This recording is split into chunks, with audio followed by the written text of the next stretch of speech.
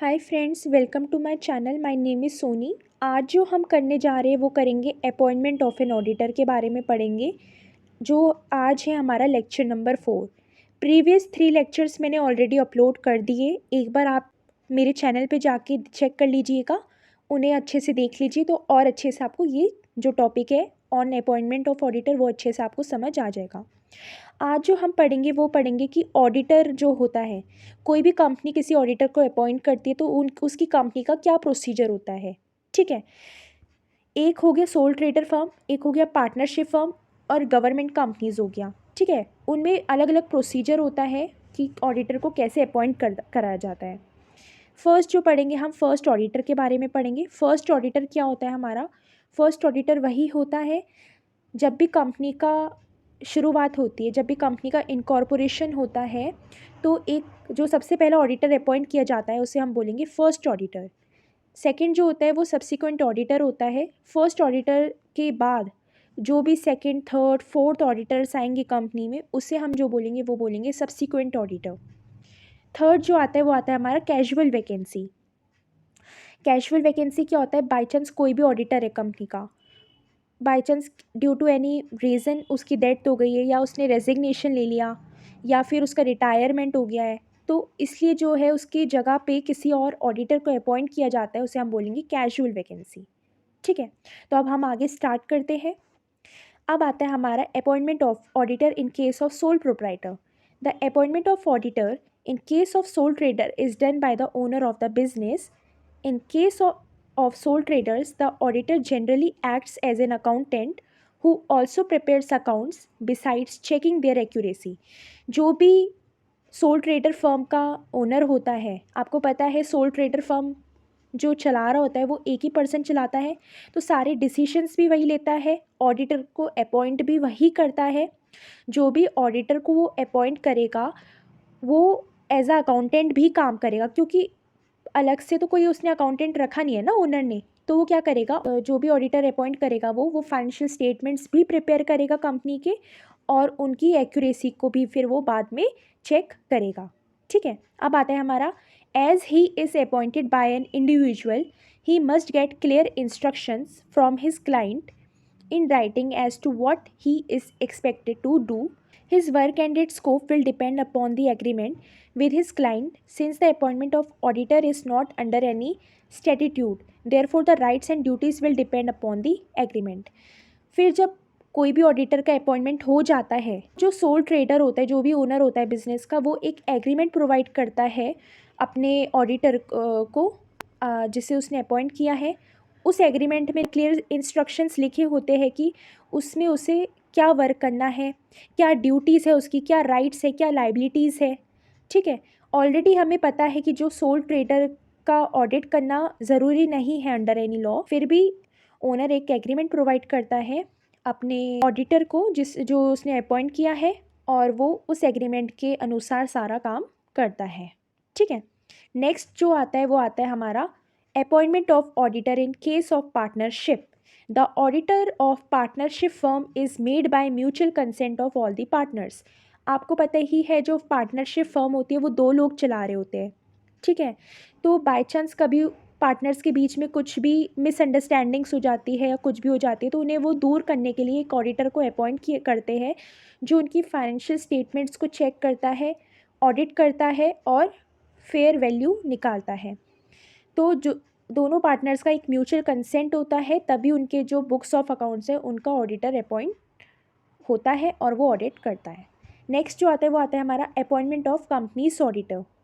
The provisions regarding appointment of auditor are contained in section 139 of Companies Act 2013।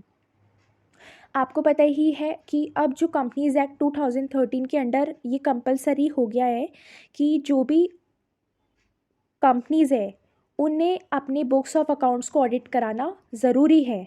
तो ये अब जो companies act में 2013 में ये मैंडेटरी हो गया है। अब जो हम पढ़ेंगे वो पढ़ेंगे appointment of auditor by members, कि जो भी कंपनी के मेंबर्स हैं वो किसी ऑडिटर को कैसे अपॉइंट करते हैं। A company shall appoint an individual or a firm as an auditor at first annual general meeting. जो भी फर्स्ट एनुअल जनरल मीटिंग होगी कंपनी की, उसमें वो एक ऑडिटर को अपॉइंट करेंगे। Such auditor shall hold office till conclusion of sixth annual general meeting. जब तक सिक्स्थ एनुअल जनरल मीटिंग नहीं हो जाती तब तक वो जो ऑडिटर अपॉइंट किया गया है उसको ऑफिस होल्ड करना पड़ेगा। ठीक है। Period for which the appointment is made, section 139 subsection 2, an individual can be appointed for a term no more than 5 years। 5 साल के लिए उसे अपॉइंट किया जाता है, 5 साल से ज़्यादा के लिए वो नहीं रह सकता। An audit firm can be appoint for a consecutive term not more than 2 terms of 5 years। जो भी ऑडिट फर्म होती है, जो भी दूसरी कंपनी होती है जो ऑडिट करती है लोगों के बुक्स ऑफ अकाउंट्स को, उनका जो टाइम पीरियड होता है वो 2 to 5 years तक ही रहता है। ठीक है। N individual or a firm which has completed its term shall not eligible for reappointment as auditor in same company for 5 years from the completion of term। जो भी इंडिविजुअल है या फिर फर्म है जिसने ऑलरेडी कर लिया है किसी कंपनी का, वो दोबारा से एलिजिबल नहीं होगा, रीअपॉइंट नहीं होगा। ठीक है। इन द सेम कंपनी वो रीअपॉइंट नहीं होगा 5 साल तक के लिए। ठीक है। नेक्स्ट आता है हमारा appointment of auditor of government companies, section 139 subsection 5। The controller and auditor general shall in respect of financial year appoint an auditor duly qualified within 180 days from the commencement of financial year, who shall hold office till the conclusion of annual general meeting। जो भी हमारी government companies है, अगर उसमें कोई auditor को appoint किया जाता है, वो कौन करता है? CAG करता है, मतलब कंट्रोलर एंड ऑडिटर जनरल करता है। फाइनेंशियल ईयर जब भी शुरू होता है तो उसके 180 दिन के अंदर अंदर उसे क्या करना है? ऑडिटर को अपॉइंट करना है। ठीक है। जो ऑफिस को होल्ड करेगा till the conclusion of AGM, मतलब एनुअल जनरल मीटिंग जब तक नहीं हो जाती तब तक उसे ऑफिस को होल्ड करके रखना पड़ेगा। नेक्स्ट आता है हमारा appointment of first auditor by boards of directors. जो भी कंपनी के BOD होते हैं, मतलब बोर्ड ऑफ डायरेक्टर्स होते हैं, वो फर्स्ट ऑडिटर को कैसे अपॉइंट करते हैं? फर्स्ट ऑडिटर वही होता है जो मैंने आपको बताया था कि जब भी कंपनी की शुरुआत होती है, कंपनी स्टार्ट होती है, जो भी पहला ऑडिटर अपॉइंट किया जाता है उसे हम बोलेंगे first auditor. The first auditor of a company other than government company shall be appointed by board of directors. First auditor को कौन अपॉइंट करेगा? बोर्ड ऑफ डायरेक्टर करेगा। With in 30 days of registration of company, जब भी company का registration होगा उसके 30 दिन के अंदर अंदर उसे जो है फर्स्ट ऑडिटर को अपॉइंट करना पड़ेगा।